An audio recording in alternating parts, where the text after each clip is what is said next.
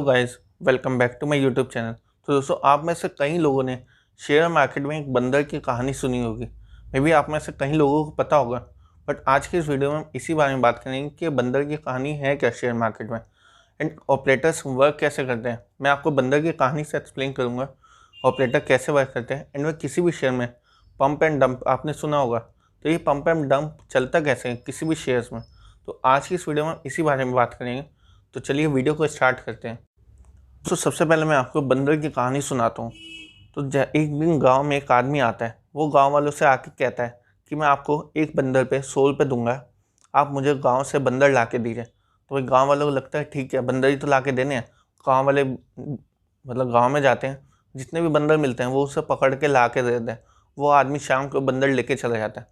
फिर अगले दिन वो आदमी फिर से आता है कि आप मुझे बंदर ला के दीजिए, मैं आपको 100 रुपये दे रहा हूँ। तो गांव वाले फिर से यही करते हैं। अब धीरे धीरे ऐसे करते करते गांव में बंदर की कमी होने लगी। तो अब गांव वालों को जंगल की तरफ जाना पड़ा। तो अब गांव वाले कहते हैं कि हमें 100 रुपये नहीं, हमें 200 रुपये चाहिए। तो वो आदमी कहता है ठीक है, मैं आपको 200 रुपये दूंगा, आप मुझे बंदर ला के दीजिए।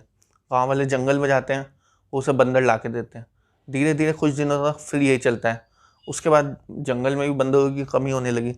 उसके बाद अब जैसे जैसे उस आदमी को पता चला कि अब सप्लाई में या बंदरों में बहुत ज़्यादा कमी आ चुकी है, वो अपने रेट बढ़ा देता है। वो कहता है अब मैं आपको 500 रुपये दूंगा किसी भी बंदर के लिए, हर एक बंदर के लिए। तो गांव वाले सोचते हैं कि भाई अब तो 500 रुपये। गाँव वालों में भी धीरे धीरे लालच बनने लगती है। तो गांव वाले अब जंगल जाते हैं, उसे बंदर ला के दे देते हैं, और शाम को वो आदमी बंदर लेके फिर चला जाता है। फिर कुछ दिनों बाद वो आदमी फिर से आता है। वो अब कहता है कि अभी भी मुझे बंदर चाहिए। तो वो कहता है अब गाँव में जैसे बंदर नहीं है, जंगल में भी बंदर कम है। तो वो गाँव वालों को और ज़्यादा लालच देता है। वो कहता है मैं आपको 100 रुपये, मैं आपको 1000 रुपये दूंगा, आप मुझे बंदर ला के दीजिए। तो गांव वाले अब 1000 रुपये की लालच में बंदर ला के देते हैं।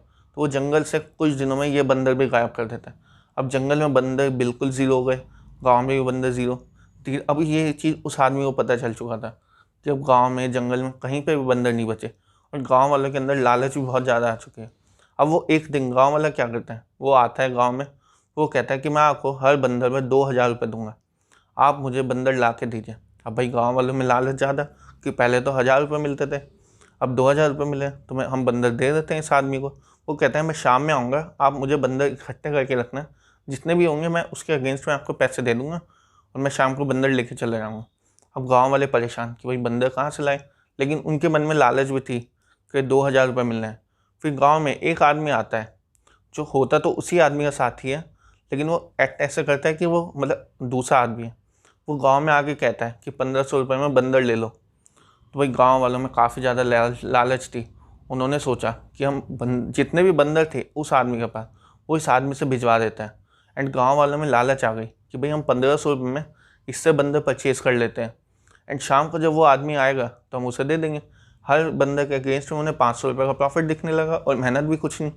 तो उन्होंने ऐसे ही किया, उस आदमी से सपोज़ करिए 100 बंदर परचेज़ कर लिए। तो भाई यही किया उन्होंने, 100 बंदर खरीद लिए। अब उन्हें ये था कि शाम को आदमी आएगा, अब वो बंदर लेके चले जाएगा।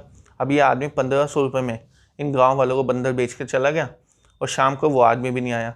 दोनों ही आदमी रफू चक्कर। कुछ दिनों तक गांव वालों ने वेट किया कि ये दोनों आएंगे, ये दोनों आएंगे, बट ये दोनों आए नहीं। उसके बाद गाँव वालों को समझ में आ चुका था कि जिस बंदर के अगेंस्ट में उसने हमें 100 रुपये 200 रुपये दिए थे, आज उसी ने ये बंदर हमें 1500 रुपये में बेच दिया। अब गाँव वाले बंदर का करते भी क्या, उन्होंने एट द लास्ट उन बंदर को छोड़ ही दिया, क्योंकि कोई फ़ायदा नहीं था बंदर रख के। एंड सेम ही स्टोरी हमें दूसरे गांव में भी देखने को मिली थी। एंड लेकिन वहाँ पे क्या था, उन्होंने बकरियाँ बेची थी। तो फिलहाल जो दूसरे गांव वाले को था, उनका कुछ प्रॉफिट था। वो बकरियों से अपने खेत भी चलवा सकते थे, उनसे दूध भी ले सकते थे, उनसे अपना मतलब बाद में जब वे बकरियाँ मर जाती तो उनसे मीट भी मिल जाता। तो भाई दूसरे गाँव वाले तो बच गए, क्योंकि उन्होंने थोड़ी समझदारी की थी। उन्होंने ऐसी चीज़ ली थी कि जो उन्हें आगे चल के उन्हें प्रॉफिट दे सकते हैं। लेकिन इन गांव वालों ने बंदर लिए थे, तो इसका उन्हें कुछ फ़ायदा नहीं मिला। एंड उन्होंने यहाँ पर क्या किया, 1500 रुपये में ये सारे बंदर परचेज़ कर लिए। तो दोस्तों, जैसे इस स्टोरी में आपने देखा कि ऑपरेटर जो होते हैं, जैसे मैं सबसे पहले एक आदमी को बोलूँगा ऑपरेटर, जो सबसे पहले आया था, दूसरा उसका असिस्टेंट, वो भी इसी टाइम पर आया था।